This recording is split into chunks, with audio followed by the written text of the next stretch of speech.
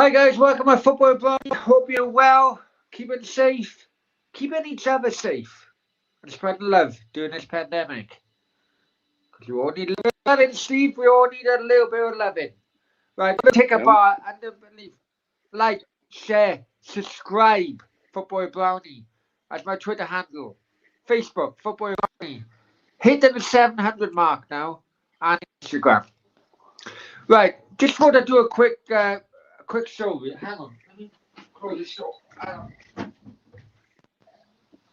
Fucking door.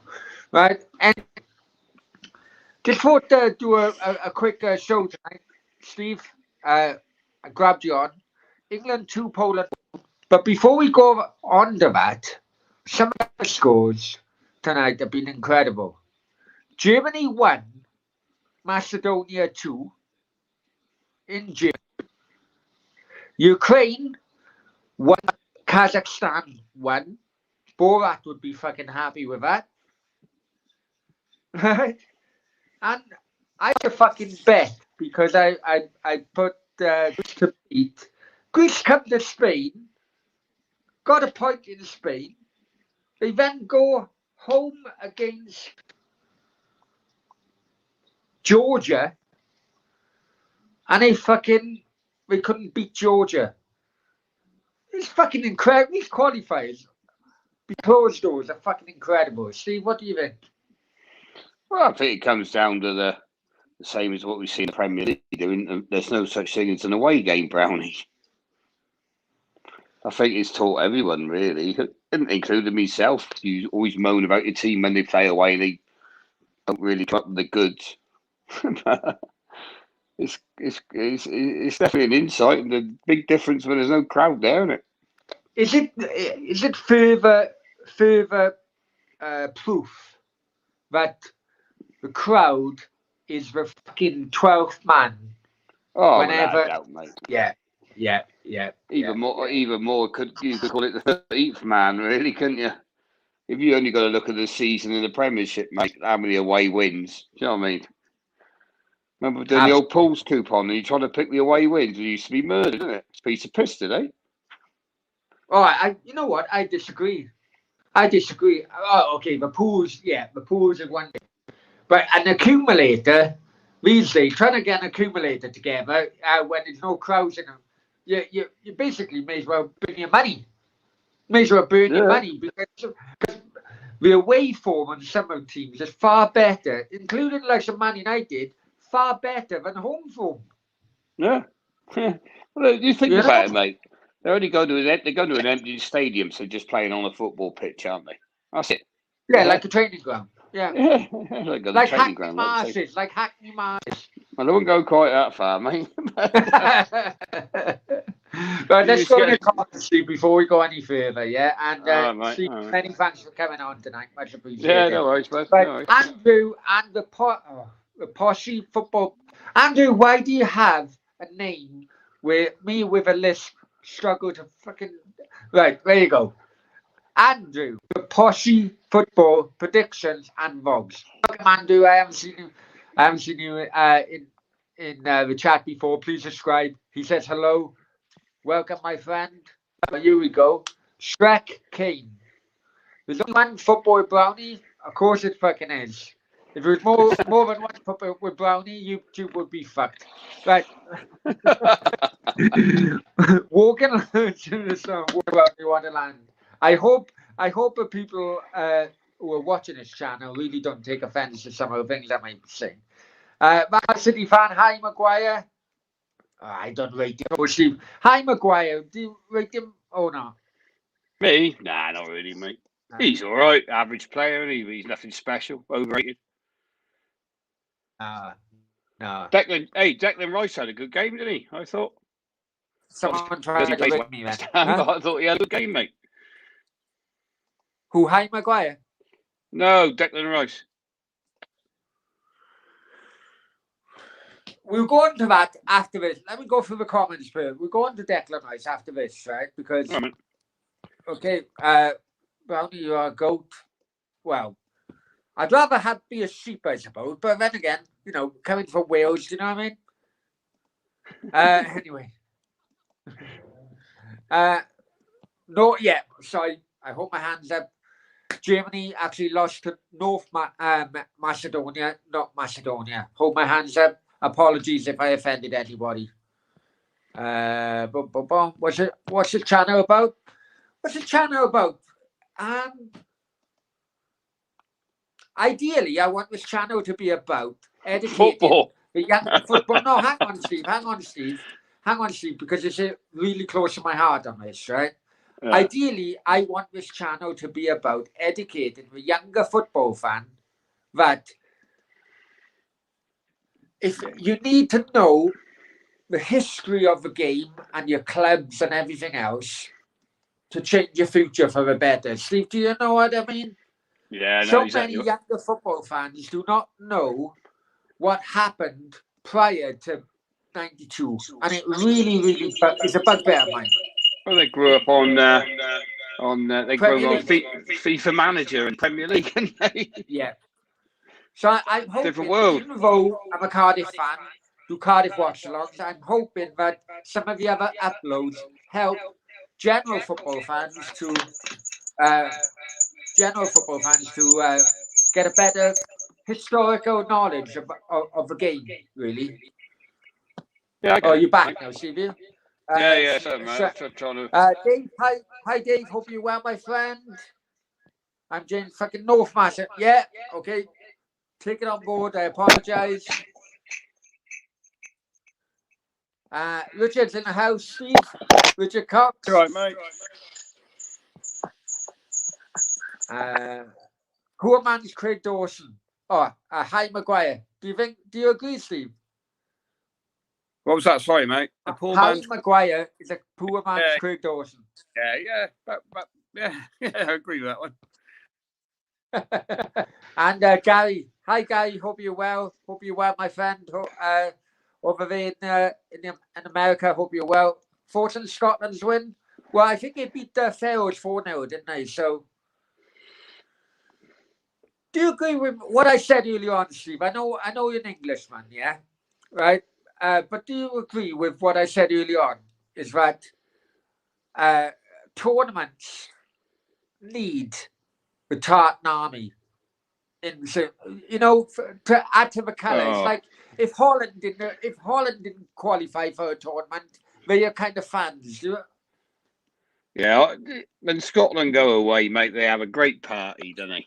Yeah. They had colour to the tournament, and to be honest, I've always all through the World Cups when we England weren't there, I cheered on Scotland, and even when England were there, I cheered on Scotland. I just think they're a great side to follow. I'm one of those people who follows every British club, to be honest, British team, to be honest with you, mate.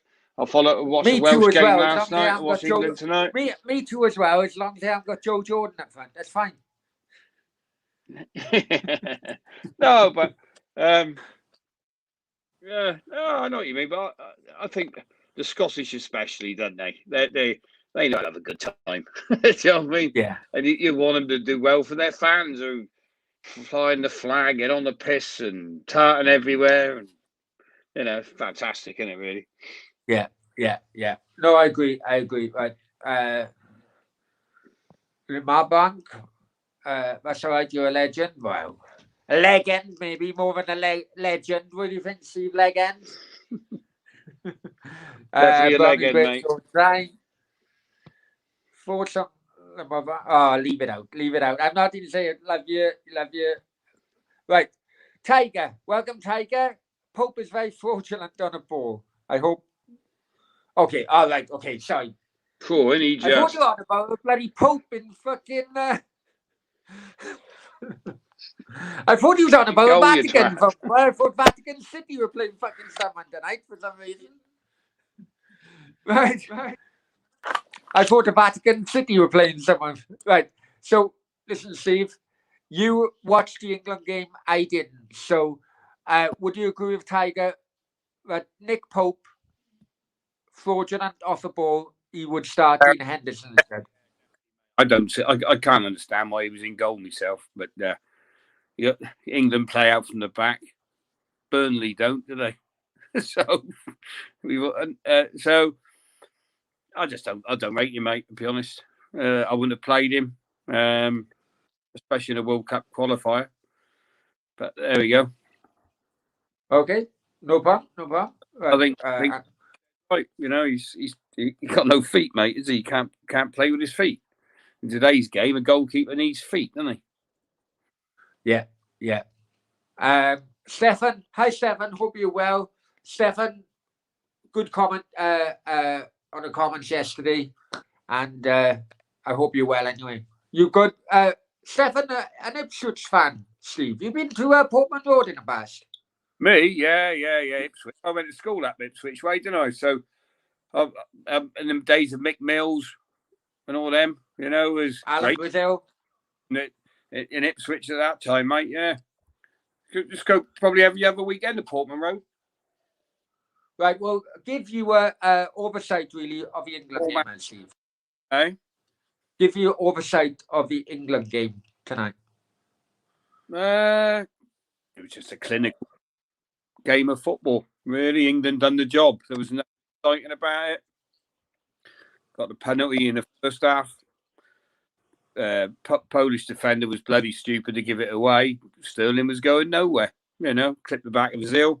I never understand why defenders go do stupid tackles like that when the players go. Yeah. You can't go diving in like that these days. 1-0. I think Roy Keane's well at half time. They've done enough, but not a lot. 1-0 at half time. Second half, didn't do a lot really. Poles come back into it, score, which was coming. England weren't clinical enough. Hey, it was all right. Got the result. I suppose at the end of the day, you can say they got the result, so they get the points, but it didn't impress me, to be honest. There wasn't nothing out there on out in a major way. The goalkeeper was poor, obviously. I don't think. Right, let me just ask you this question, yeah? Mm. Is that I've watched him at club level time and time again. Never rated him. Never rated him. Right? Lewandowski. What's your opinion on Lewandowski? Because I have never times I watched him is when Real Madrid had played Bayern Munich in Champions League semi-final and so on in Bernabeu. I watched him a couple of times for Poland against Wales. Never rated the guy. I really have. I don't know what the Bundesliga to me is a farmers' league, right?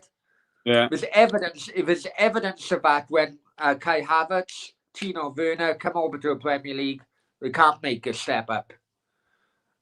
I do not get the fandom of Lewandowski, and I haven't done it for ages. How did he play tonight? Don't think he did he? Well, he didn't play. Oh. Didn't he? Oh. So where was he then? I think he's injured, isn't he?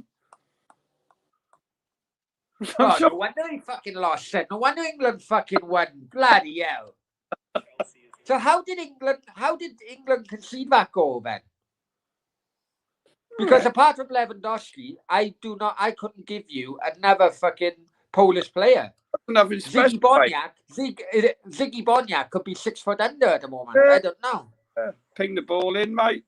I think it was Eder in. Like I say, it was like watching paint dry, mate, to be honest. But that was it. There was nothing special and scintillating in the game, mate, to be honest. Well, what's that kind of... Okay, all right, no worries then.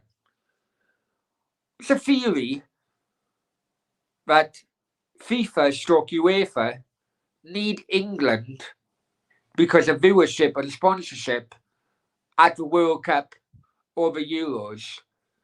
Do you agree, as an English person, do you agree that is why they're having so easy qualifying groups compared to others? Because when they lost out for America, the financial numbers, which the organisation lost because England wasn't there, were massive. Right. So what are you trying to say? What I'm trying to say is that is it is it fixed? Are the qualifying groups fixed in England's favour because Funny, of the financial kind of I don't think benefits? I think they can be fixed, can they? But Sorry? no, I don't think it's fixed, mate. It's no, I don't think so. I don't think it. But I don't think England are ever doing anything in football. England don't excite me in football. Honest, I watch it to keep an eye out. If I'm really truthful with you, I watched it tonight to see how Declan Rice played. Being a West Ham supporter, Yeah, mate. no, but you're in business, Steve. Yeah, you're in business, right? Yeah. And right when England went out of the group stage in the Brazil tournament, the economy lost millions. Oh yeah, it does, doesn't it? Of course it does. Right?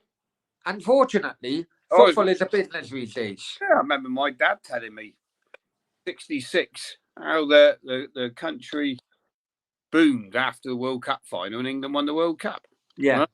Have a look at the actual the statistics of the economy then. They were quite down in 66 until England won the World Cup and it went through the roof. When was the last time England had a tough group? Was when they had Norway and Holland, and they didn't qualify for America, wasn't it? When Koeman took Platt out, when Platt was going through in Amsterdam. Graham Taylor days, wasn't it? Yeah, because no one knew that Norway would top the group, actually. Yeah. Right? Yeah. And since then, England have qualified for every tournament. But I'm sure that they've hardly dropped any points because of the groups they've been in are so weak. Well, they get easy groups. There's no doubt. Yeah. Easy groups and still struggle to perform. It always goes to the well, normally goes to the wire, doesn't it? Of England qualifying for a World Cup. Now, you can dig right into it, can't you? But my big belief is that, especially in the modern game today, English players can't play with English players. They're used to every week playing with foreigners. They perform better. Foreigners probably carry them sometimes in their Premiership clubs and vice versa, sometimes maybe. But I don't think England players can play with England players. I think Gareth Southgate's doing a good job. And I think the latest crop of players coming through are probably one of the better squad. And he's got the right sort of mentality towards the game. But that's recent times over the years since 66. But mainly in the more modern era of the late 80s, 90s, 2000s, I don't think English players can play with English players. A lot of the problem came, especially, but it still does today, mate. Kids at a young age, right? Facilities at a young age. And I'm talking 7, 8, 9, 10, 11, 12, right? You go to Holland, you go to, they're given the facilities. They train better. They work on their technique. Yeah, they're not thrown into football at under 8s, 9s, 10s. Get out there, son, and win the game. Do you know what I mean? Win at all cost. It's totally different training methods, and it was only recently that kids were being picked up still on the size of the player.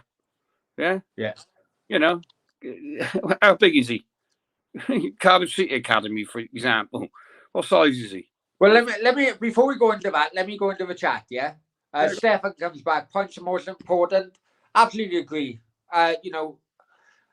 Example of that was the Wales game last night, actually. But love steak pie. Oh, of course, steak pie. No, I prefer chicken tikka pie, actually.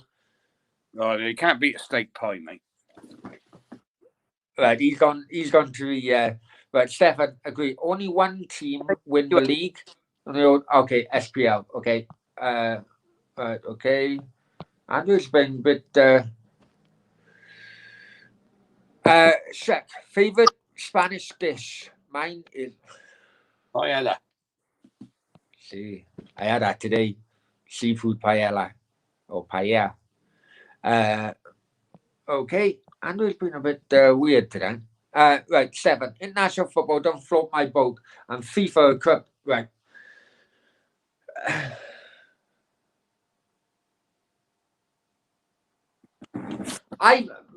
Right. Stefan brings up a similar point, a point linked to what we just talked about, Steve, right? Right. And you said this yesterday or the day before, whenever we spoke last, right? Is it because these qualifying groups, England haven't had, trying to say that with list, haven't had much competition? Is that the downside to that is that English fans get bored of football, of international football? Yeah, I totally agree, mate. I think the qualifier would be far more exciting. When's the last time it's been decided to qualify for England? Been ages. Oh, I'm trying to think back. Would have been when Beckham whipped one in it. Greece, yeah. Yeah, that was quite. You know, you had that one in Italy, didn't you, in Rome, and he needed a point. Yeah, I find it boring, mate. I find, apart from is that the downside of having weak groups where the interest is just not there? Yeah, you can have weak groups, mate, and the way they're seeded, they're all seeded groups, aren't they? So, like, I think that makes it even worse. Seeded groups. I think far more exciting if you threw in the qualifiers properly. Yeah. Fair enough. I'm being funny. And Stefan does say teams are seeded. Yeah, I know they're seeded, but sometimes they can be seeded incorrectly for whatever reason. Oh, yeah. I reckon Murky might go on there. But how about this then? Right? It's the World Cup we're trying to qualify for, right? Yeah. So now we live in the modern world of 2021 now, where planes are the way they are, and we see club football going off all around the world, don't we? You know, you soon see a club jump on a plane for this game is good, you know. So, like, I think I don't think the qualifiers should be regionalised anymore, right? I think we should have qualifiers, England, Brazil. They get enough time off for these internationals anyway, don't they? And it's not about the cost, is it? So why aren't we playing Uruguay in a qualifier? Brazil. Why not? Yeah, no, I know what you mean. It's a World Cup qualifier. Well, on the flip side of that, Steve, and I've been saying this for many years now, right? I've been saying this for many years.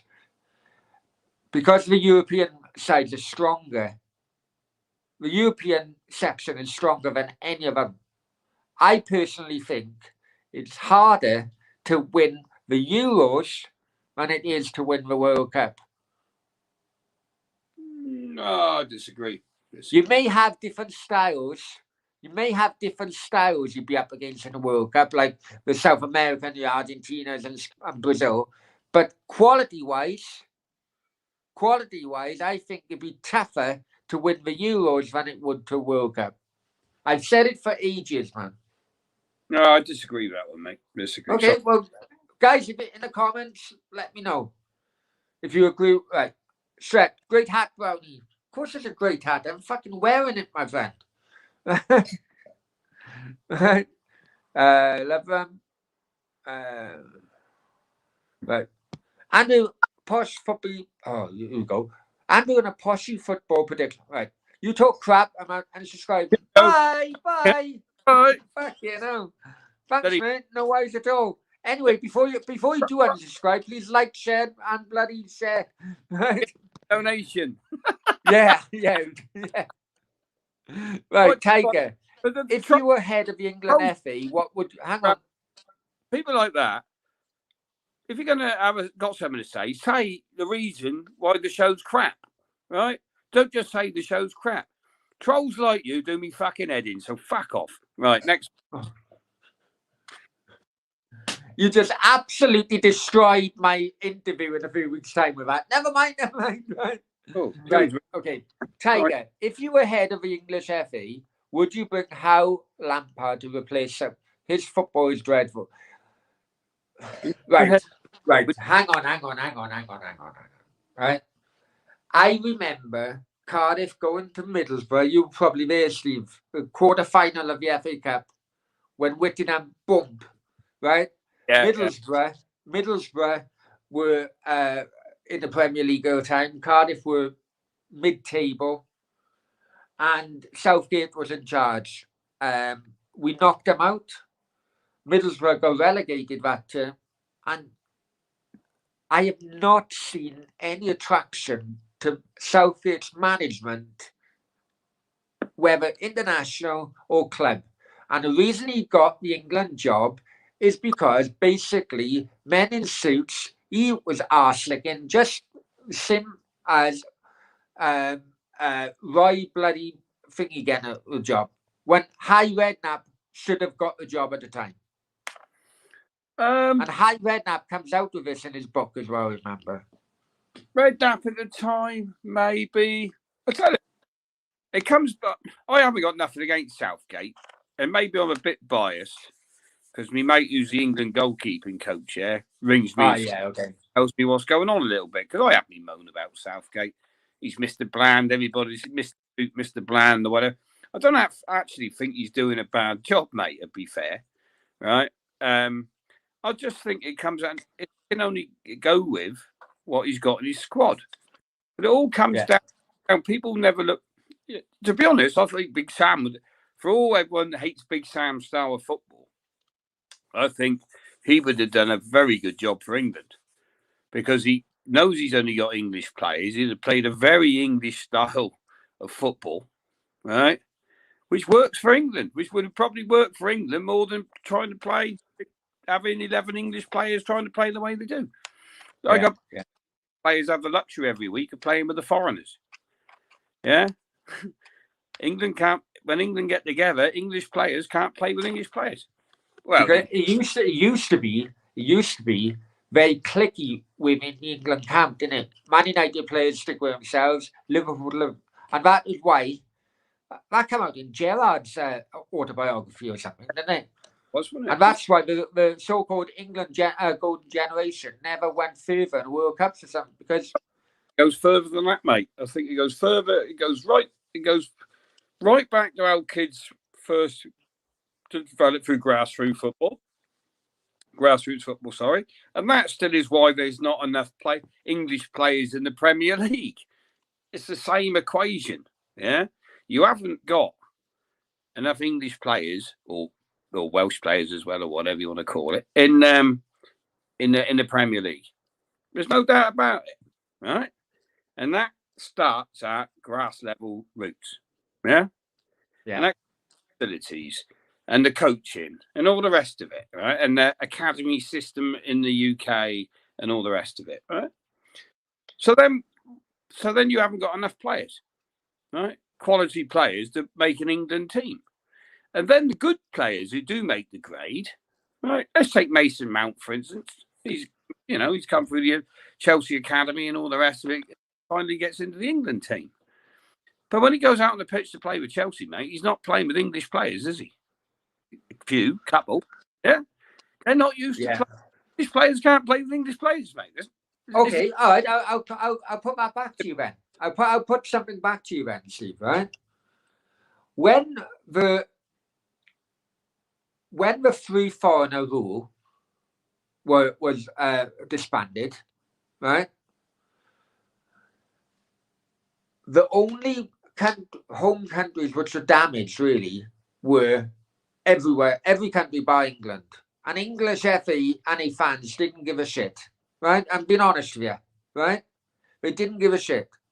But now time has gone on, 20 years or so, and the home countries, Northern Ireland, Scotland are now improving, right? But Wales have definitely improved, right?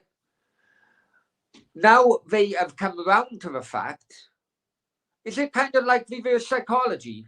Is that England didn't give a damn, home nations improved the Premier League. Getting rid of 3 foreigner rule improved the Premier League, no problem at all. Bring them in. Yeah, of course. Now it's damaging England's national team. Oh, now it's a problem. Yeah, but I think the free player rule just lowered the standard of football. at the end of the day, because it comes back. It hurt. You back. know yourself. It comes- hurt the smaller nations in Europe very, very hard at times. Say again, mate. It hurt the smaller nations in Europe very hard, especially Scotland, Wales, and Northern Ireland. And it took them. You know, you think before when the free foreigner rule was in, you think of the Welsh bloody team back then. Okay, they didn't qualify. The reason they didn't qualify was because the qualification kind of process was far harder than what it is now. But no, You think of the amount of people, the amount of fantastic players who never made the World Cup your microphone's because of that. I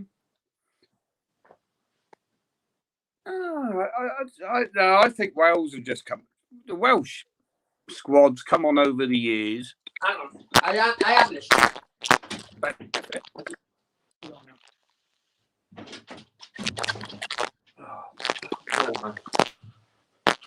Go on. Sorry, on your speaker, I think, mate. Is that me or you? Same, mate. I'm going to log out and I'm going to come in on my computer because maybe it's my end. All right, mate. All right.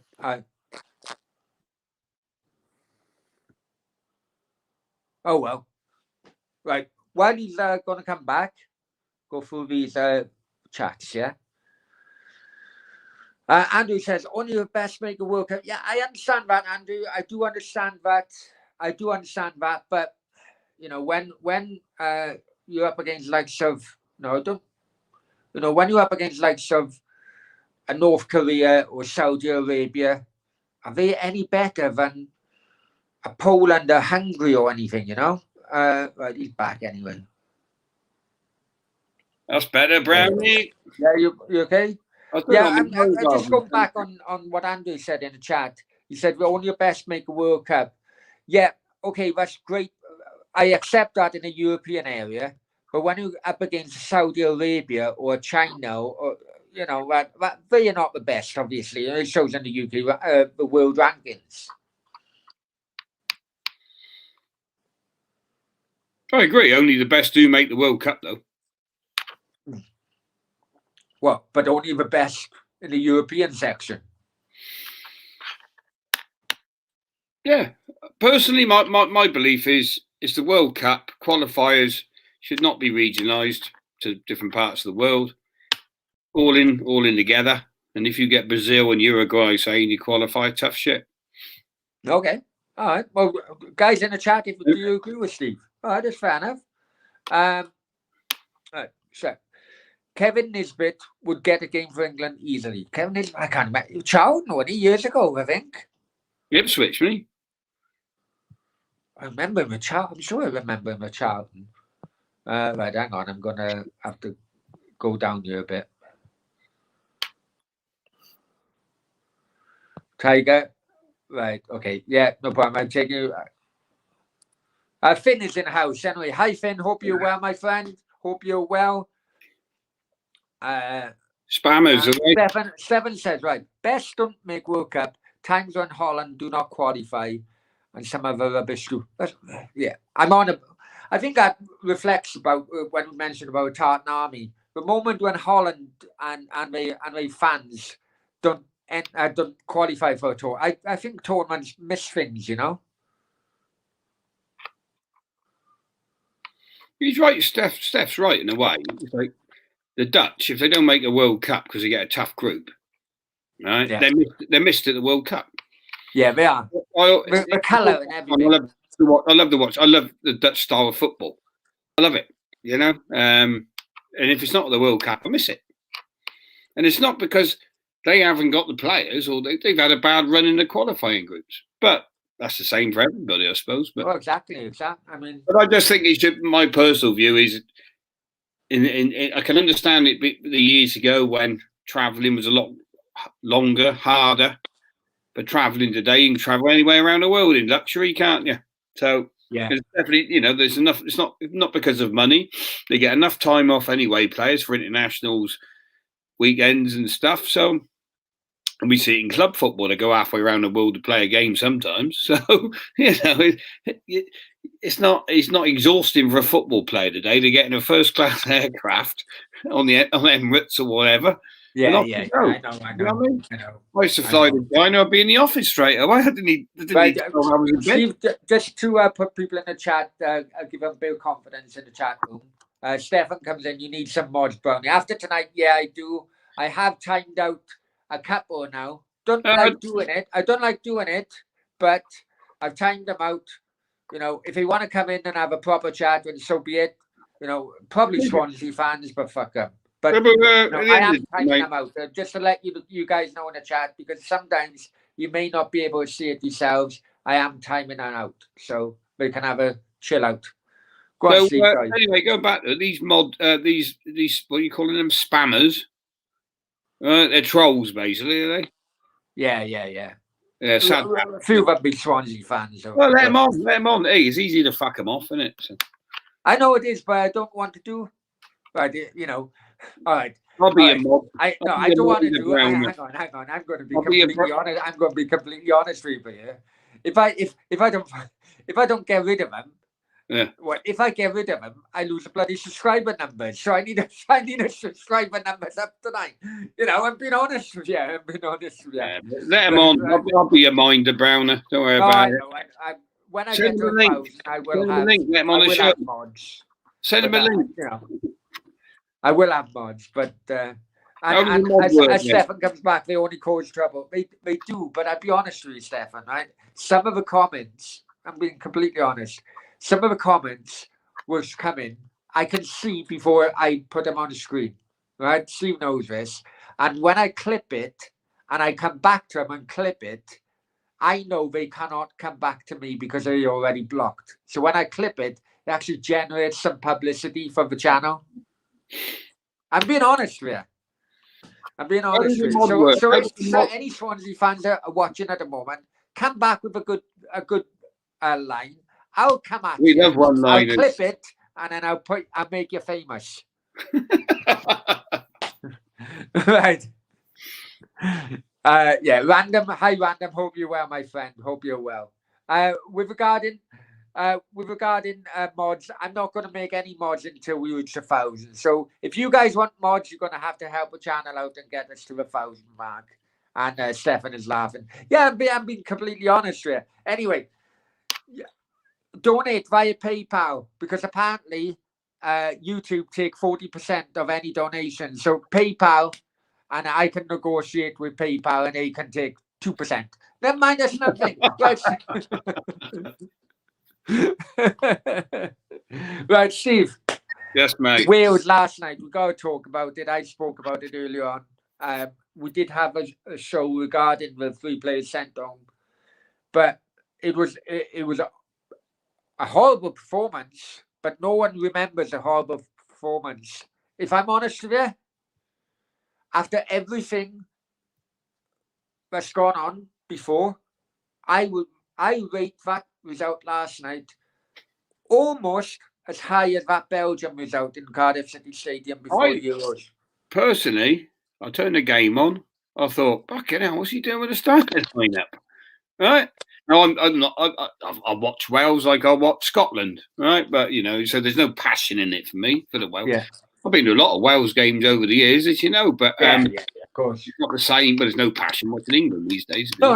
Hey, at the end of the day, you go to watch Wales games because you know if you invite customers to your VIP box, you'll be making money. I know how Steve Day works. There was a bit of that, but I didn't enjoy it. No, I didn't. You know, I've been going to watch Wales since the late 80s, you know, and I was there when they lost to Romania in the qualifier, holding at the crossbar and all that. Absolutely fucking devastated. And the irony of it, the weekend after, Bowden scored a fucking penalty. Yeah, Swindon, wasn't it?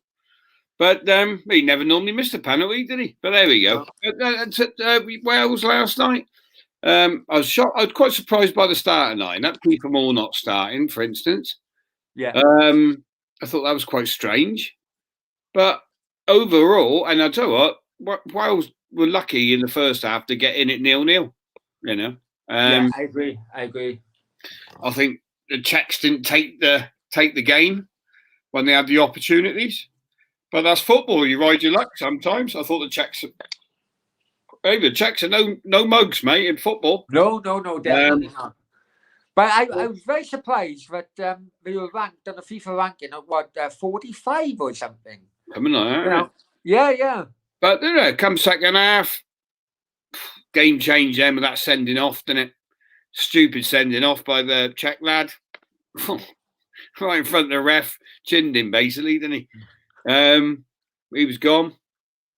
I think that changed the game for a bit, but still, although the Czechs didn't seem to suffer from it, really, did they? No. But saying that, Wales got the goal, the much-needed goal, and I tell you what, I really did like that clearance from that Roden lad. I thought because defenders never get the strikers always get the credit, don't they? Defenders, we cleared the ball, but that was some clearance, mate. To be honest, I like to see that for the lad. I thought it was class, to be honest. Yeah, because West Ham were linked to him before he went to Tottenham one night. Yeah, they were. Yeah. Just a shame he plays for Tottenham now, isn't it? But yeah. But no, he done it. It was great. To be fair, it was even for a Tottenham player, isn't it? It was a good clearance, mate. So okay. You've probably seen it in slow motion and everything now.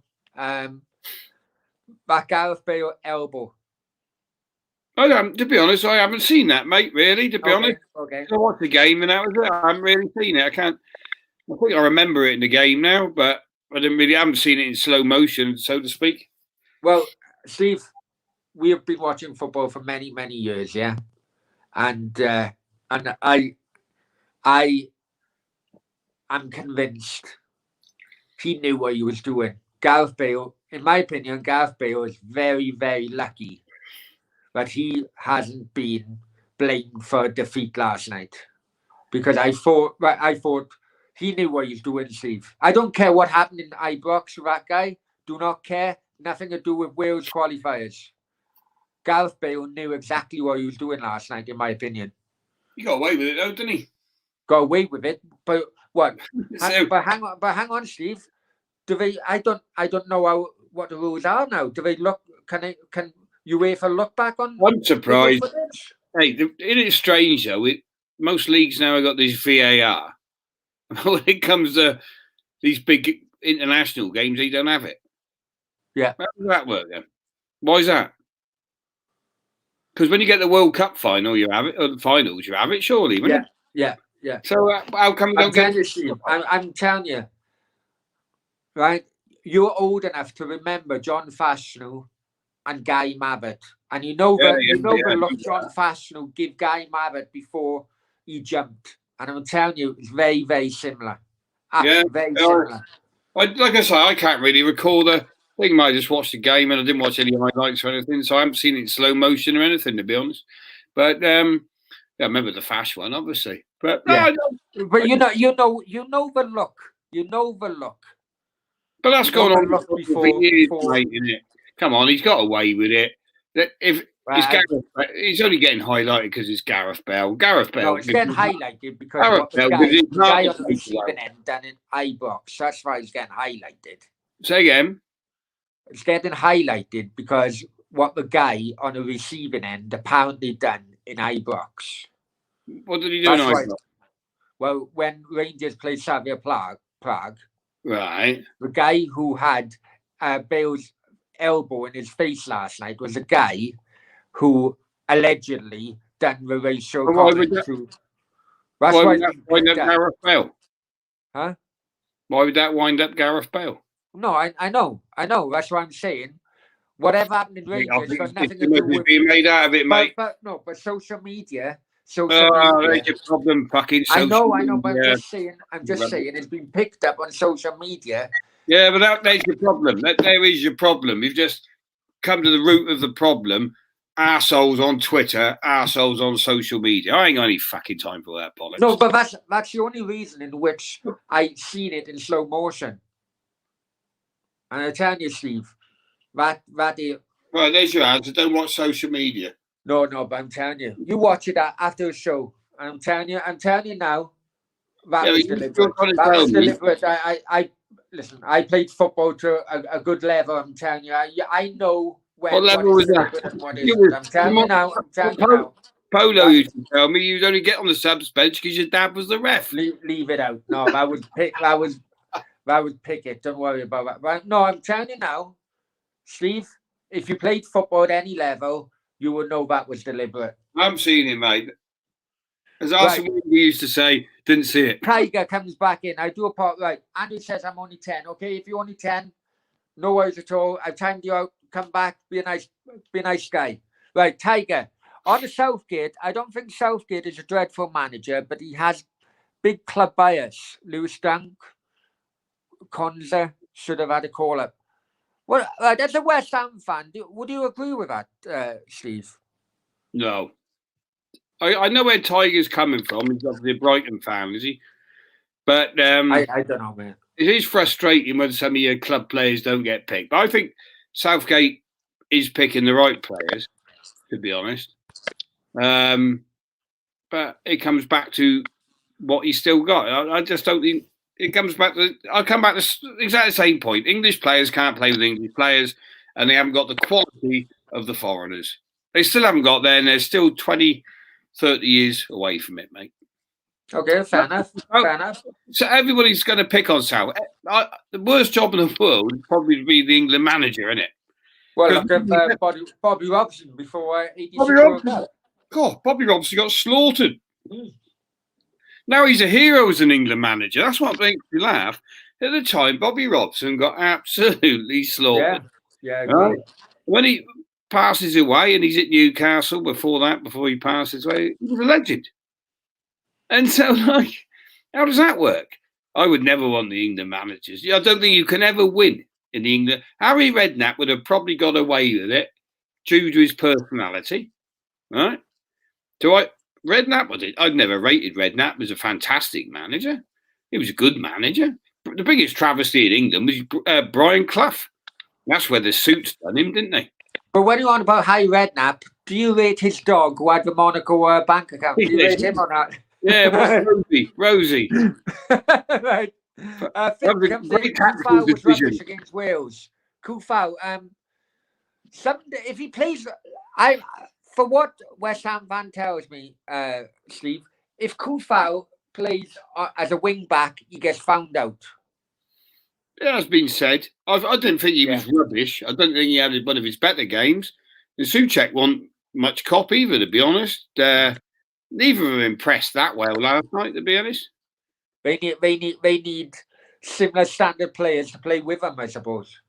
But it's the same, isn't it? It's like we're saying about England, really, isn't it?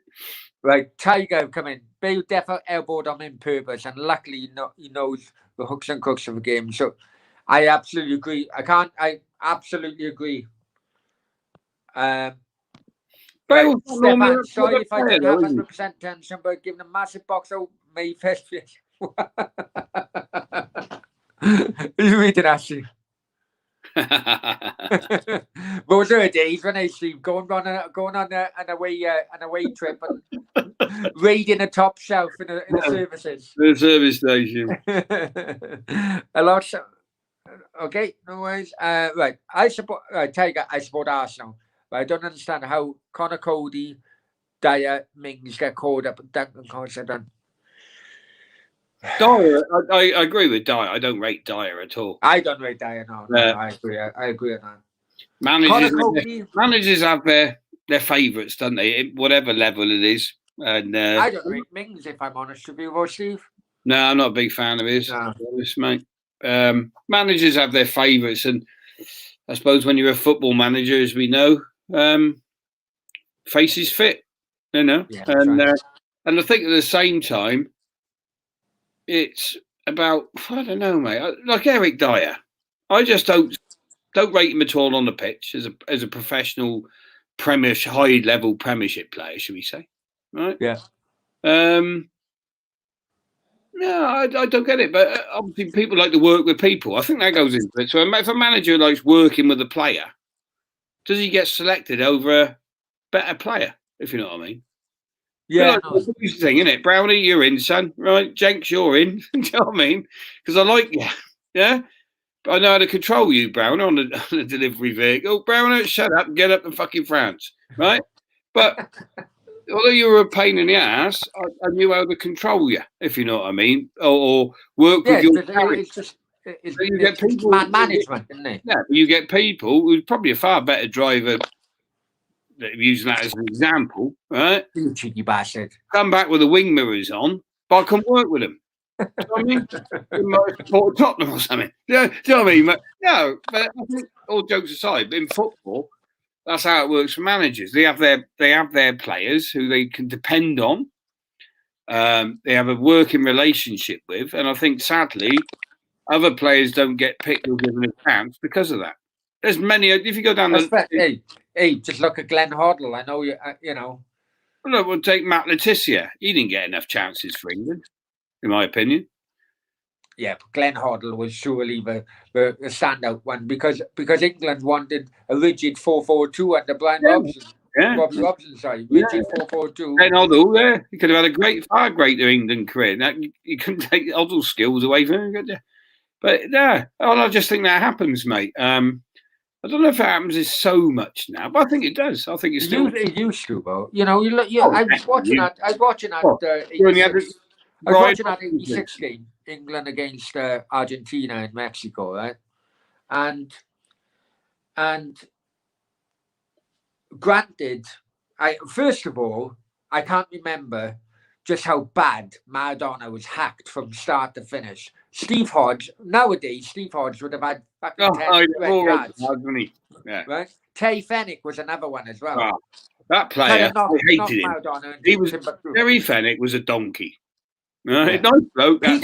Peter Reid disappointed me because I thought Peter Reid was a far better man marker than what he showed in that game, if I'm honest. Well, that's one game, though, Brownie. Yeah, I know. One game, where the stakes were high, right? But Terry Fenwick, he should never play for England in my book, although he's fucking hopeless, you know? But a manager picked him for a job. I'm sure it was just to fucking chop players, right? Because he couldn't play football, you know? Yeah. And you know what? The moment when John Barnes come on, and England were 2-0 down, and John Barnes come on, and they come out of the rigid 4-4-2 formation. John Barnes went boom, boom, boom, down the wing, knocked it in, Lineker scored 2-1. Identical thing happened 5 minutes later, and Lineker missed a sitter. Yeah, that's right. Now, for England fans, wins on about fucking Maradona's handball, none of them remember fucking sitter Lineker fucking missed. Yeah, but again, you're talking about England over one game, right? I talk about England over the last 20 years. Yeah, because you went to Spain, didn't you, Steve? Yeah, my first World Cup was Spain in 1982. Did you go to Mexico? No, I didn't go to Mexico. Oh. But I went to Spain. 1982, I was 16 at the time. I went with a pair of Union Jack flip-flops, flag, it's short, and a waistcoat which was half Union Jack, but enough to get me wallet in there, my passport. Stayed on a campsite. Fantastic. But that World Cup was all ruined with Brooklyn and Keegan both being injured. And with them they won that bench, weren't they, against Spain, because the second round was a group game, a group stage as well, a second group. Right, yeah. But they played against Spain. They had to win that game, didn't they? And it was too late. But they made all the difference. But England football bores me, mate. To be honest, international football bores me until the later stages. Right. Okay. Right. Finn comes back. How many Arsenal players get called at the old shite? To be honest, even when he was good, to be honest, I mean, if you look back, not many Arsenal played because Arsenal went from great, even like some Alan Smith didn't really get called up today to England. Merson did. How many caps did Smith have? I very much doubt it because he was up against the likes of bloody Lineker, wasn't he? How many did England have today in the squad? I think probably Seaman, wouldn't it? Would probably be the longest. Yeah. I don't know. Seaman. Lee Dixon had a good run, didn't he? Lee Dixon, yeah, but Had a good but, run. but Ian Wright. Ian Wright. hang on. I don't think Ian Wright got enough games. Actually. A lot of that time when Lee Dixon was right back at Arsenal, he was up against Guy Stevens, the Everton and Rangers guy. Yeah. You know, so I thought Lee Dixon was a good player for England, but Winterburn left back. Adams. Yeah, Winterburn's right. Adams should have had more caps, maybe. I mean, what have England got now? I'm just trying to think today. What Arsenal players turn out for England mainly now? Oh, I'm sure they'll know in the chat more than me if I'm honest with you. Was there an Arsenal player in there tonight? Who was Arsenal in there tonight? Maitland-Niles, maybe, is it? Did he start? I don't know. Right, Random says Kieran Tierney is the best left back in the world. No. Kieran Tierney is, in my opinion, Kieran Tierney is not best left back in the Premier League. I think Lucas Digne, the Everton French left back, is better than him. My opinion. How about you, Steve? Staying out of that, I'll sit on the fence. Let you two get on with that one. Cheddars, if you can manage Brownie, you deserve an England job, man. Yeah. Hey, if Cowbridge Town hadn't to sack me, I've been in the role by now. Right, hang on. 1 second. I go off cam for a minute. I got Mrs. Putin coming up. Put her on the screen. Come on, Mrs. Putin. I'll get a beer while you're doing it. Oh.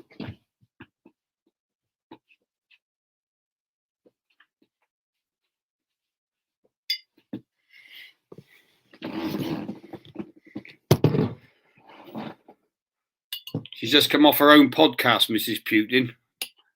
Live sex chat shows. But don't tell Brownie I told you.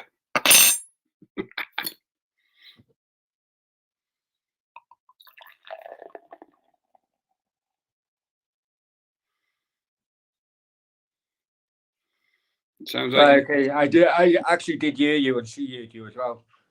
Did she? Yeah. Will I get a free go next time, then? No comment. Right. What's good? Football Brownie, and of course it's good. Of course it's good, man, lad. Hope you're well, my friend. Sorry, FWB. I was like, what the fuck does that mean? Football Brownie, obviously. Right, Tiger. Yeah, love Kieran Tierney. Right, Stefan. Oh my God, just saw Helen from Leeds. Long time no see. Recognise that awesome. Helen from Leeds. What bloody hell? Good on you.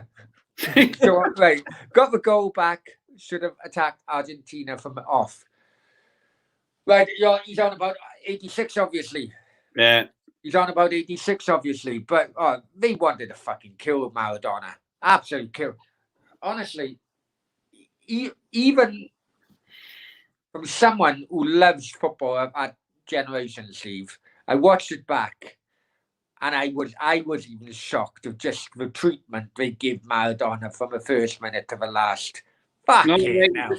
What was it? Falklands War. Simple as. Yeah, that's we have to take that in consideration. It wasn't just a game of football, mate. It was a hell of a battle. Completely understand that. Completely understand that. That's why you had all the problems. That's why you had all the problems in the stadium. Yeah. But what you got to remember is football, then especially, was a tougher game. Yeah. So the only way he was ever going to stop Maradona is boot him off the park. Yeah. That is why in the 84 Copa del Rey, you had the butcher of Bilbao, Goico Cuchilla, breaking his ankle. Yeah. And he's still to this day, he's got Maradona's boot, which is framed in his house because he broke his ankle. Yeah. But that's what the game was like then, though, wasn't it? It was a lot tougher game, mate, wasn't it? But you know what? I loved it back then. I loved it. Yeah, it's a totally different game. Totally different game, wasn't it? It's like the whole game has changed now. They're ballet dancers with a ball now. Yeah. You can't fucking touch them, can you? And it's a fucking foul. As a former defender, I loved hacking someone from behind, raking them down the calf. Loved it. But I knew an opposition player would be faster than me, so I just have a little whisper and I say, "Look, mate, You're not going to get past me. What do you mean? He said. I said, a ball may get past me, but you fucking wouldn't. Right. Here we go. Who's that playing for the Scouts? Who's that playing for the Scouts? Honestly, I did used to say that. But yeah, it's like that. Some things just play on people's minds, then. And it's like the '88 final, Liverpool Wimbledon, when Vinnie Jones just goes right through Steve McMahon. The build up to that, and I know a bit of the background. That Sam McMahon told me all about that. Because that was one of the first things, when the first times I met Sam McMahon was that about the cup final. And he said, he told me the whole story of how they all went out the night before, and they all went for a haircut in the morning, and like just because they were so wound up. And Bobby Gould told me the story and all, and it's really hilarious when you listen to it. He said I just couldn't control them in the hotel. I knew I couldn't control them, so I had to let them go out, and they all went out for a few beers and whatever to unwind, relax. Night before cup final, most teams are tapped up.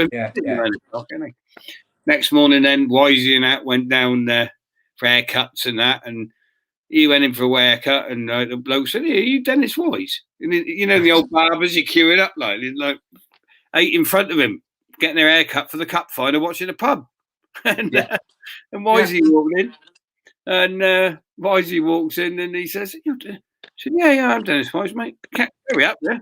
He said, "Well, you're playing in fucking 2.5 hours or whatever." So that was the story beyond. But I always remember him telling me Vinnie Jones was so wound up, right? He was ready to explode. But he also knew take out McMahon early in the game, right? Yeah. And you put him out of the game. And if you watch McMahon for the rest of the game, he's not even in it. No, absolutely. He was a hard man. He did have his revenge. He did have his revenge in a league game a few months later. But that was... But Wimbledon had already won the cup by then. Yeah. McMahon bottled that cup final after Jones side through him. He destroyed him. But that was what it used to be, Steve. It used to be hit them early. Get an early one in. Get an early one in. Yeah, never give a yellow card. Show him who's boss. Go in there. Because I think Vinnie Jones had the fastest yellow card, didn't he? Like of 30 seconds playing for Sheffield United or Chelsea or something like that. He's bound to have it, but that was his job, wasn't it? Just when we were talking about Terry Fenwick playing for England, his job must have been the hatchet man because he couldn't play football. Yeah. But the game's changed now, mate. And it has changed. And for the worse, in my opinion. For the worse, No, I don't think so, mate. I think... it has and it hasn't. The players today are very technical. They're very silky, skillful players with some great passing, some great movement. But they don't get. They can achieve that now because they're protected. Yeah. Okay, I'm gonna put something to you, which I've been on about. I've been saying for months, right? Right. You got this thing. You got the debate. Who's the best player ever? You got Messi, Ronaldo, Maradona, Pele, or whatever. All different eras, though, mate. Right?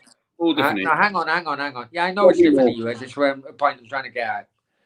If, in my opinion, it's Maradona by a country mile. Right? My opinion is Bobby Moore. Right. Okay. No worries. Okay. Put your theory. Just think Maradona, Messi, Ronaldo. Okay. Right. Now, in my opinion, if Messi and Ronaldo had to put up with season after season after season of tackles which Maradona had to put up, in my opinion, neither Messi or Ronaldo would have made 30 years old in their career.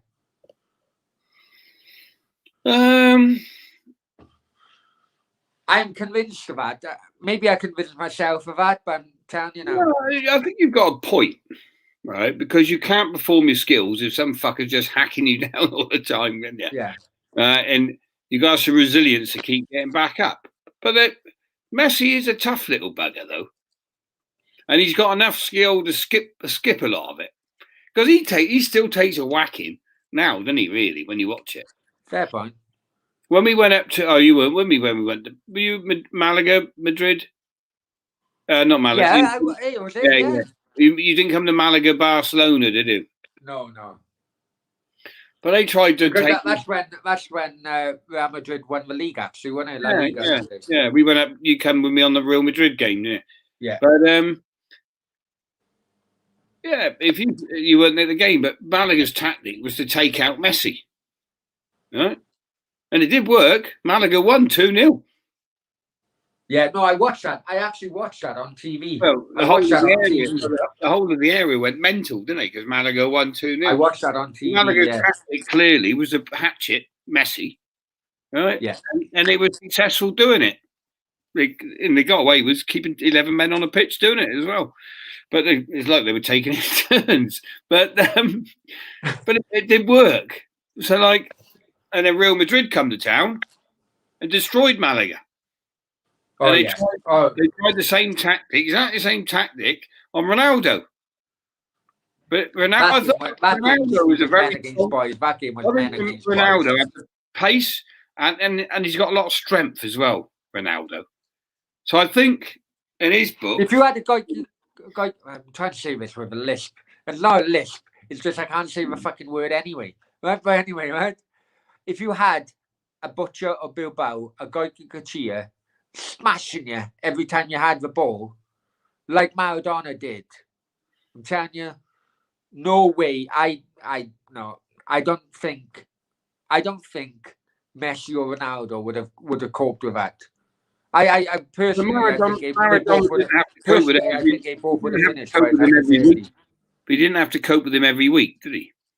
Look at Van Basten. That was the same time as Maradona. Got smashed every single week. And he had to retire, 27, 28 or whatever. It's a different game now, mate. Different game. But it's about all statistics you look at, isn't it? It's like we were talking about that the other night, weren't we? About these qualifying games. And, Harry Keane got a penalty tonight. Easy penalty, wasn't it? That wouldn't have been a penalty 20 years ago. Yeah, no, fair enough. Right, let's go back in the chat. Stefan, Alan Smith was. I liked Alan Smith. Yeah, I liked Alan Smith. I did like Alan Smith. Yeah, I did. I don't know if you know. I did mention a YouTuber called Blue Van Man, who's basically a food critic, massive Leicester fan, and I asked him the other day in a chat. As a Leicester fan, who was your favourite, Alan Smith or Guy Lineker? Because they were the front two at the time, weren't they? And he'd say Alan Smith by a country mile. Alan Smith always come across as the normal bloke, didn't he? Yeah. So he's a great football player, but he just come across as he even had the normal name, I suppose, didn't he? Really? Yeah, very boring as a commentator. Oh yeah. But he's just a normal bloke. And he always come across as a normal bloke. I liked Alan Smith, and he was a good football player too. Yeah, very much so. Yeah. But Stefan, then Guy Stevens, decent player to be honest. Yeah, the thing with Guy Stevens and Trevor Stevens and Terry Butcher and everyone else is that they all went to Rangers because England teams were banned from Europe. So that's why they went to Rangers. Yeah. And then during that period, Rangers got to the Champions League semi-final and lost to Marseille. Apparently, allegedly, there were bangs going on. But, Mark Hateley as well is another one. Go through the chat. Random. Alan Smith was great. Tony Adams, Dixon Woodward. Yeah, no, I agree. I absolutely agree, man. Randy, hi, Randy. Hope you're well, my friend. Randy Viper in the house. Arsenal fans are good at home. Oh, okay. All right. No, well, I'll ask you about that, Randy, when he comes back. There you go. Yes, Randy. LouTube is in the house. Hi, LouTube. There you go, talking amongst each other, which is good. I like you guys when you talk amongst each other. I really do. It makes that show the community is is building. Steve, what's your opinion of Arsenal's? Oh yeah, here we go. Saka, the youngster Saka, Arsenal.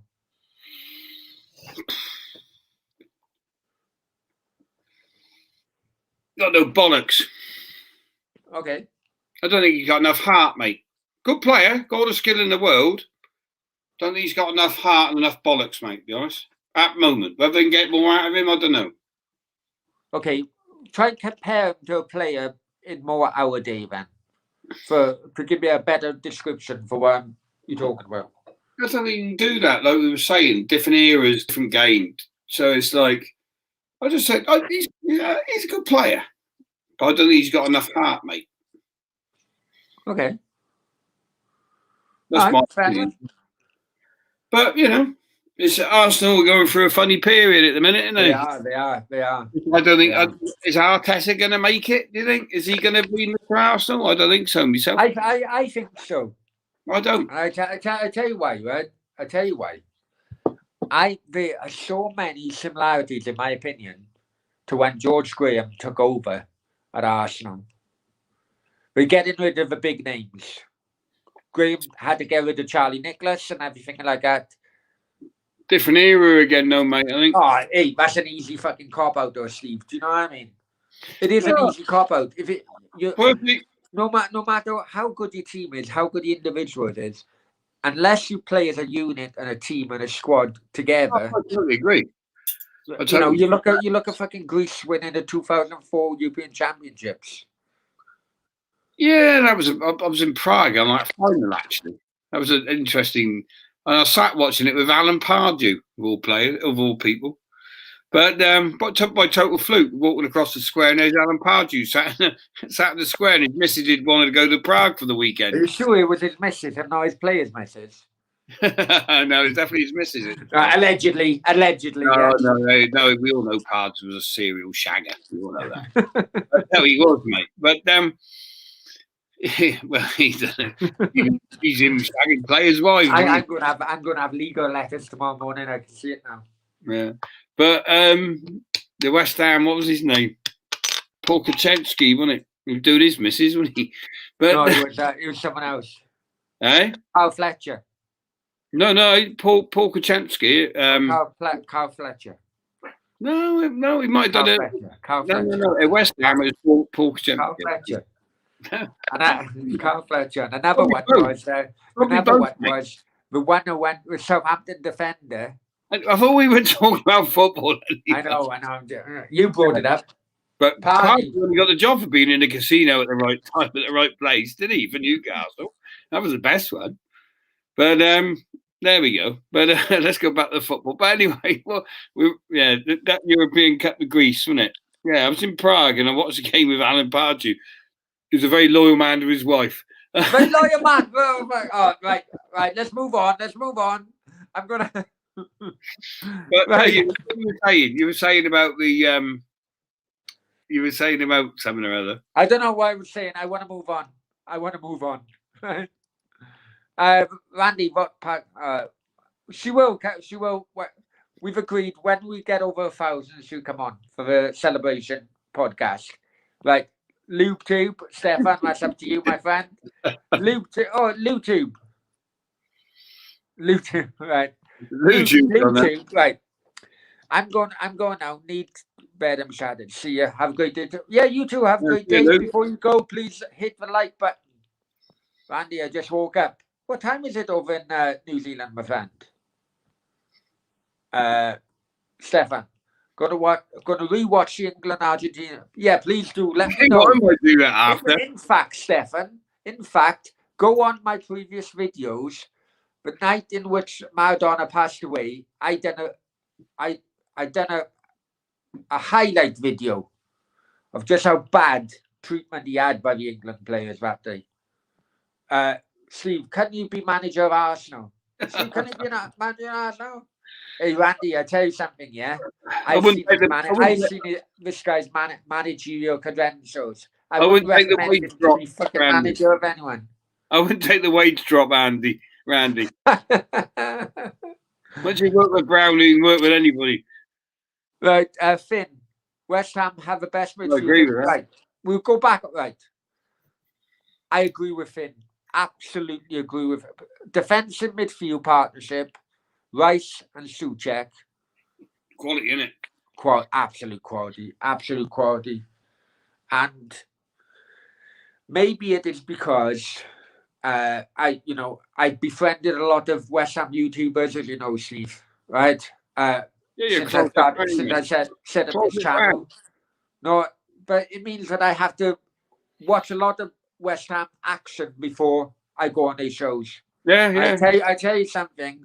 The partnership between Rice and Souček, absolutely incredible. Oh, it's awesome. Awesome. Declan Rice is a class player. I think I can't praise him enough, mate. I watched him when he first came in the team. And as usual, fans get on straight on his back and giving him stick. And not too many, but he making the odd mistake and this and that. And he would turn his man. He let defenders turn him a bit at the beginning, but he's cleared that up in his game.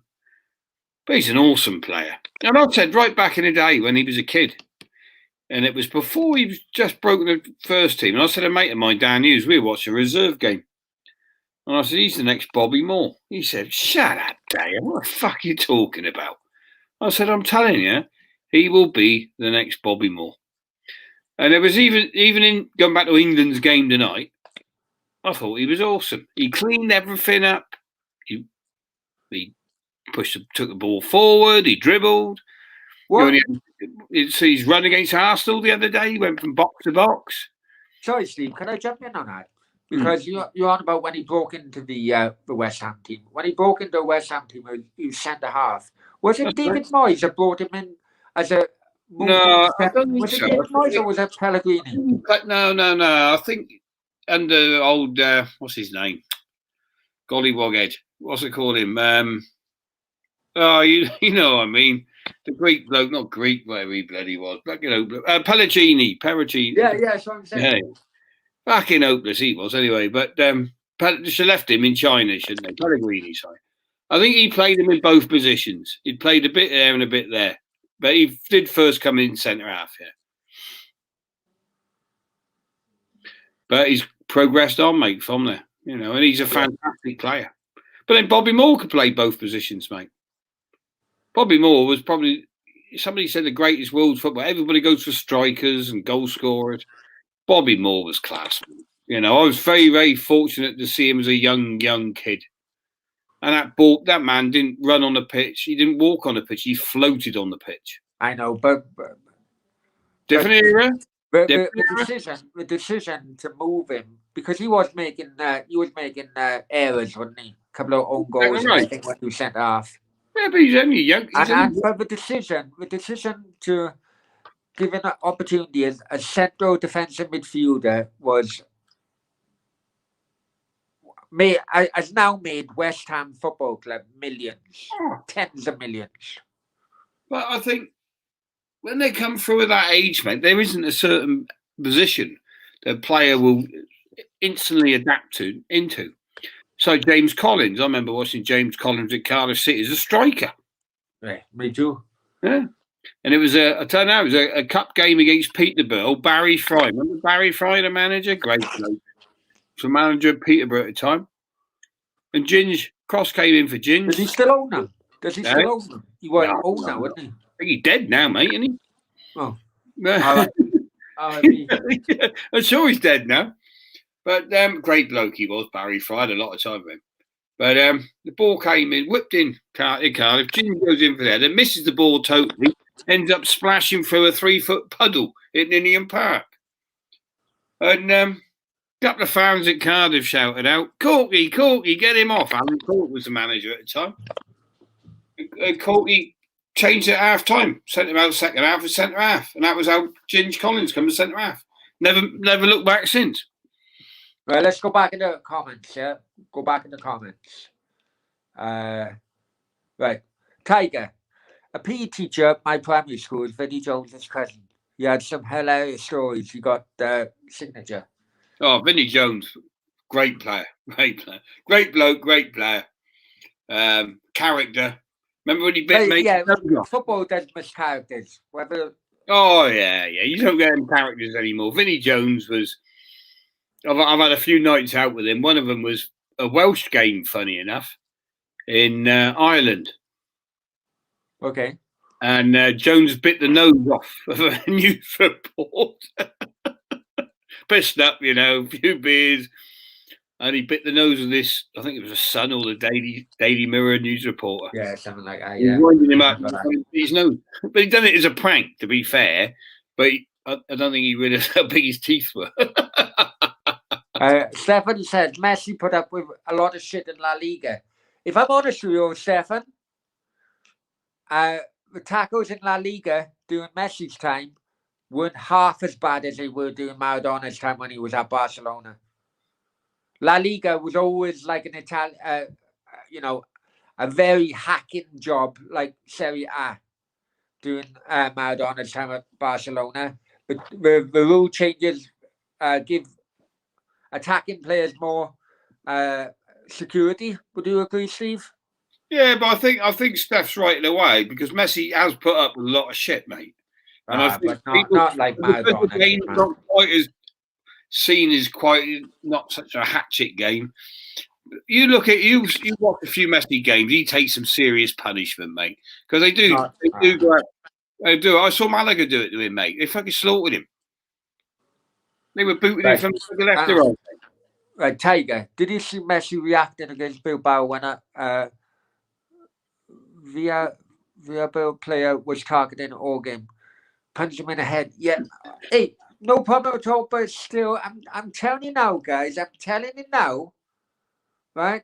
Watch the Copa del Rey final, 1984. Watch bloody Argentina, England, Mexico, 86. And watch it all through, right? Oh, hang on, Steve, right? Because this is what gets to me.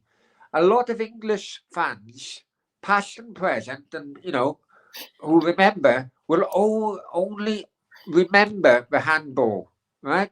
If you watch it from start to finish, I'm not English, don't get me wrong, but I'd like England to win a World Cup because, like yourself, we're home nations. But I'm telling you something, that handball was fucking justice, in my opinion, because of the fucking treatment the English players were giving him all throughout the game before. I'll be honest with you. It was what? It was justice. Justice for what? For a few tackles? No, for being hacked down constantly, man. But you were I'm telling you, some of disgraceful some of the tackles. No. That was football then, mate. You've just admitted that in the first half of your show. You're talking shit. Yeah, but I'm telling you. You're talking shit, right? The first half of your show. Some of them tackles, Steve. I'm not kidding you. Back then, some of them tackles. You just praised up every some of them tackles back then were at least worthy of a yellow card. You just praised up in the first half of your show all the hat-set men you possibly could, glamorising them up and saying how wonderful they were. But when it comes to Maradona and England give him a bit of stick, you don't like it. No. Steve, some of those tackles against Maradona were a different level. Wasn't that bad. No different than most games. No. Some of them definitely were worthy of a yellow card. Because it was a World Cup quarter final. You should have gone back to Billy Bremner and Peter. You weren't born then, probably. Now you're showing your young age. No, I'm not. Peter Lorimer. What I'm saying, very Lorimer. None of them deserved a red card. Maybe none of them deserved a red card because I remember what football was like back then. John Revy's side definitely deserved the yellow card. John Revy's lead side, the wonderful Leeds, were built on filth. They were. And Clough was quite right when he went. Clough's words were quite right when he took him over. Chuck all your medals in the bin. You've won him by cheating because he had. But that was the game. You're singling out one game good for your love of Maradona. Right? No, what I'm thinking is the officials throughout that game shit themselves. That's the point I'm trying to get at. They shit themselves with a handball. And they shit themselves and giving England players at least a yellow card if some of them tackles. How they missed the handball was unbelievable because the whole world seen it. You know? You're a cheating little RG fucker. No, No, but yeah, Fancy. You know what? You know, he was. Yeah, hey, I bet he's still celebrating a Well, Balgano going that's down. it. Never mind, that's nothing. Right. Stefan, I remember that Malaga Barcelona game. Yeah, I watched it. He went there. I to be honest, he didn't buy me a ticket, Stefan. That's the No, problem. that's not true. Yes, yeah, that's what it was. He didn't buy me a ticket. He I bought compliment other people a ticket and he didn't buy me. That's what it was. Like Finn, Suchek is like Marlon Park and steroids. Tiger, Blue Van Man always talks about how Lineker is always bitching on Twitter. Oh, I love Blue Van Man. I showed Steve him the other day. Yeah, I like it. Absolute original guy. Absolute original guy. I love Blue Van Man.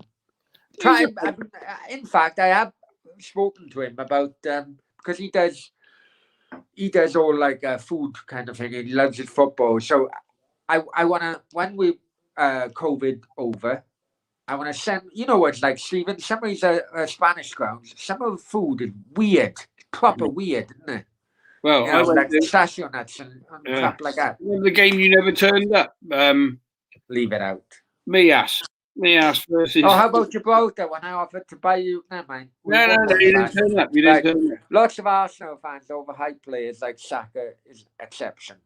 He's quality, and when we lose Olympiacos, he carried us through just at 19.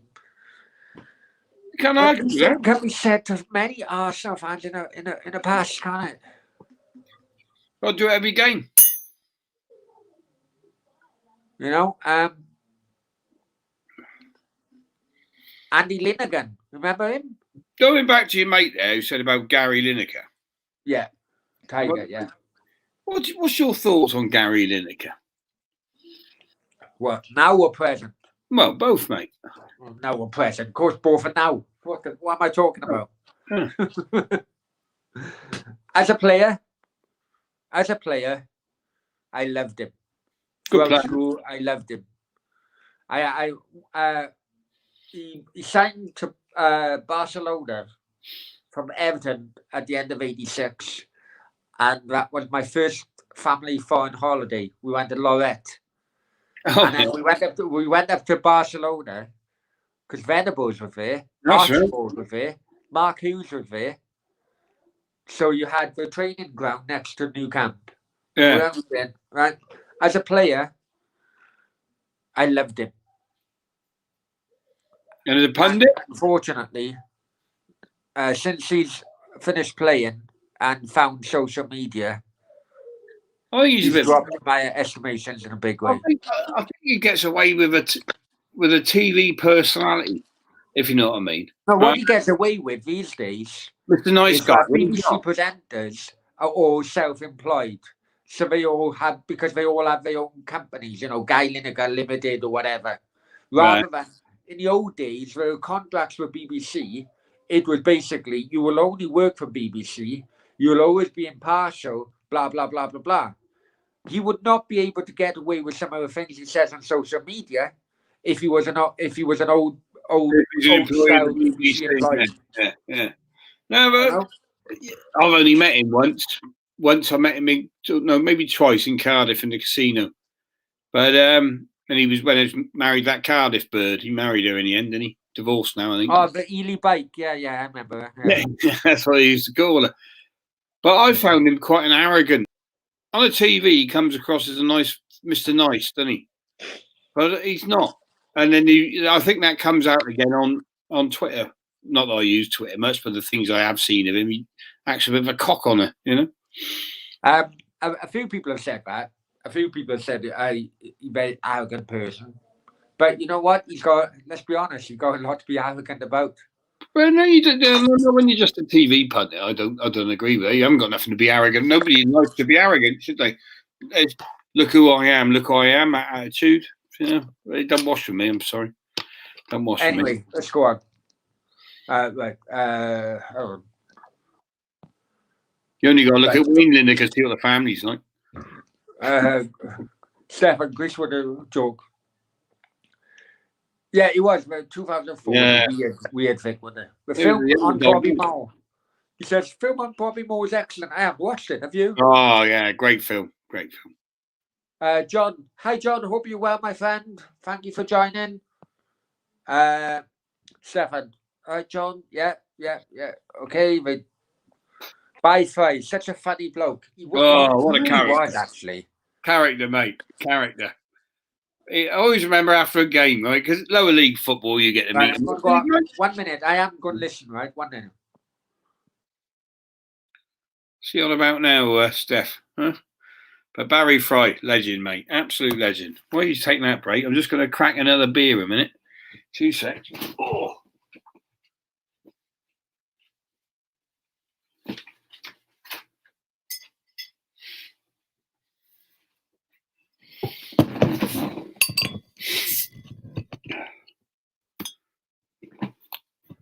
I think old Brownie's, he might be listening. I think he's emptying the till from the Russians' live cam sex show. No. I'm just trying to find another beer. I got that left. This show was only going to be half an hour. It's an hour and a half already. Oh, if people like it and you want to talk, let's talk, isn't it? Anyway, let's go. Right, Byfly. Yeah, I remember Byfly actually coming to Murphy once, and he was going to be the commercial director or something. Was he? How much was he going to pocket on that? Right, anyway. Football. He was a character, mate. Very much so. He could drink a full glass of red wine, then he had heart attacks, so he went down to half a glass of red wine with a bit of lemonade in it. He said, Stefan, football was hard in the 70s. Shame that Leeds side were capable of some stunning football. Well, they were. Were they? I know. Were they capable of stunning football? Stefan is slightly older than me. Right. Zach, I'm very well, my friend, and Steve's very well. Hope you are well as well, Zach. Right, Tiger. There was that story about Guy Lineker bullying and body shaming a football, and the BBC covered it up. I respect. What I hear, Steve, hang on, let me come on this. What I hear was that he used to bully Steve Bull, actually, and that's why Steve. Remember, Steve Bull was called up for the Rouse Cup. And he scored against Scotland in '86. Oh, yeah, good player, Steve Bull. Yeah, I remember. Right? But he's still a championship player. Yeah. A problem with Steve Bull, he didn't want to move from Wolves because he was scoring like hell.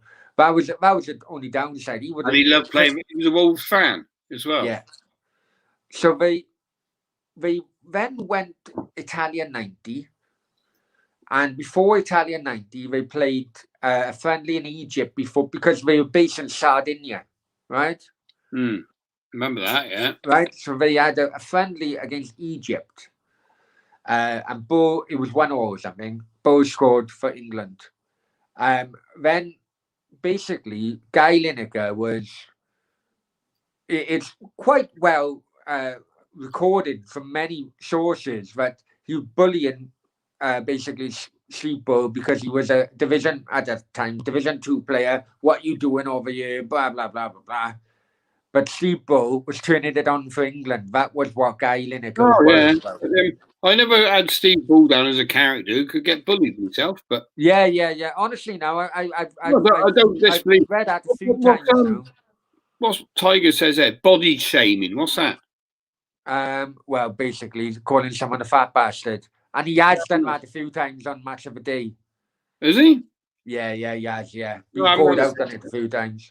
No, I don't find him a nice bloke. I got to be honest. TV appearances of people can play to the TV, can't they? But yeah, it's time to change. Super John McGinn, good night, Super John McGinn. But before you leave, subscribe because I haven't seen you in the chat before. But welcome, Russian Cam, Steve. Russian Cam. Yeah. That is how Brownie lives in his big fancy villa in Marbella, by the way. He's got another cam set up in the bedroom with Sasha live streams. The mortgage has to be paid somehow. Exactly. Right, anyway. Just want your fans to know, that's all, mate. Have you watched the famous Top? Have you watched Top? Yeah, I have. Have you watched The one on when Mourinho comes in? Amazon Prime. I did. I found it quite interesting, actually. I did actually. Yeah, I did actually. It was only little things I found interesting.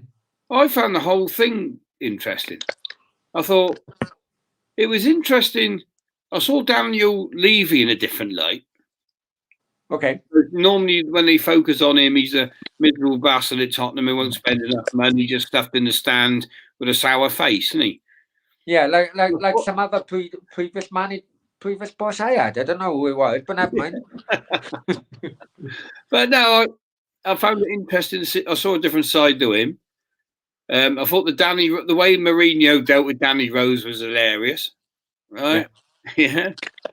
Why aren't you playing me, boss? Really good, didn't I? I saw Mourinho in a different light, actually, on that show, program, whatever you want to call it. He was different to I thought he'd be different. Different to be he's different to how I thought he'd be. Oh, that's fun. I tell you, the one thing which stuck out to me, and which has been lost in modern day football, right, was that when a new French player come over and they were like showing him his home and everything like that. Yeah, I know. Basically, they had a guy who was like helping him integrate to the community, blah blah blah blah. Yeah.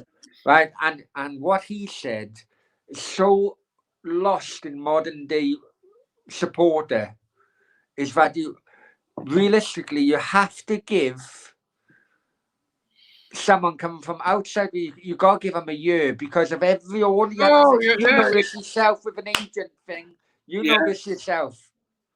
There's so many personal problems and issues. Turn up on a Friday, run out on the pitch and deliver the goods. It's not going to happen. It's all going on in the background. But what amazed me with that documentary and watching the Man City documentary with Pep, right? What did you notice the difference the most?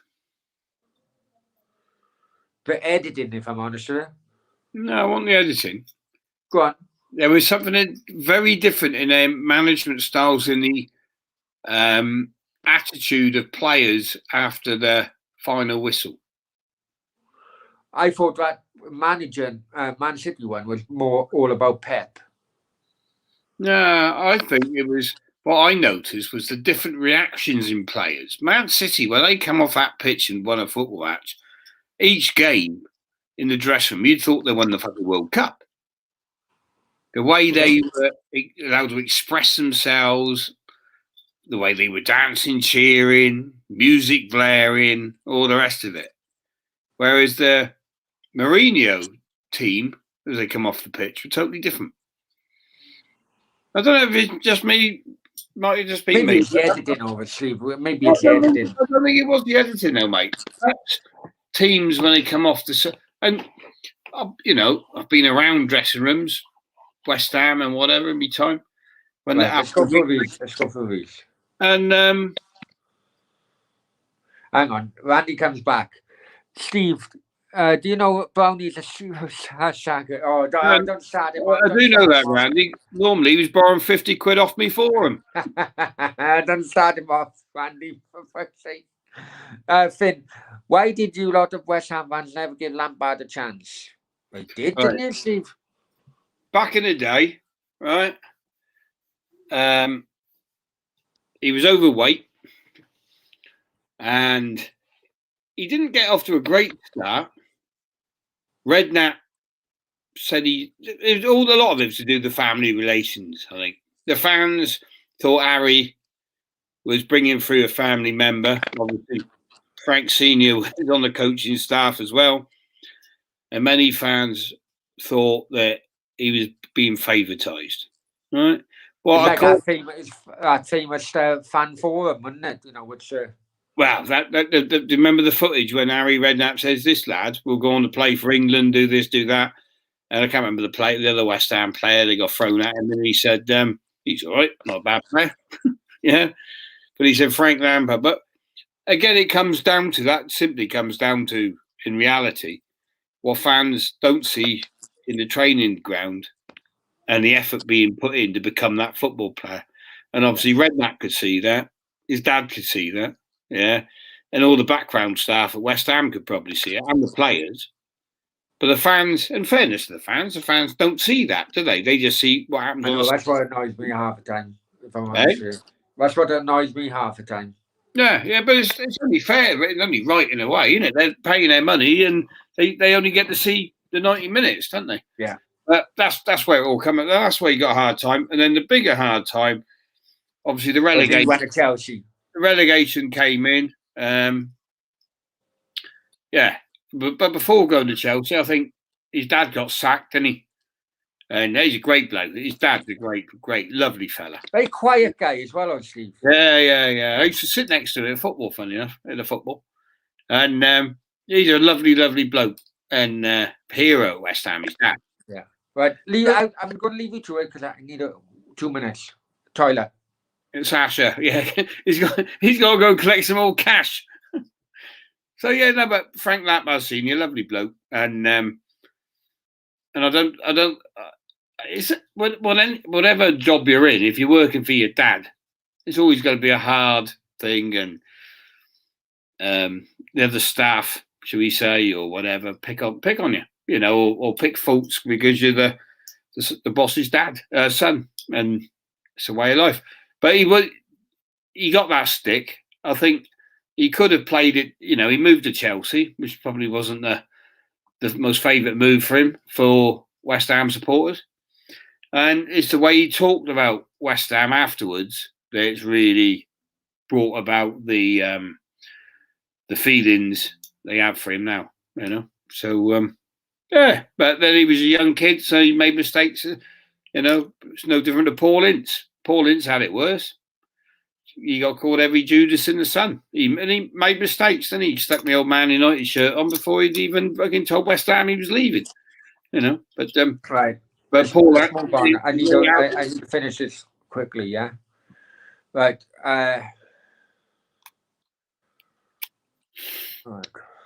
Sorry, guys. I know I've jumped a bit on the chat, but I do need to finish this quickly. Let's see what Steve has to say. Don't you see that every single time, Randy? Don't you see that every single time?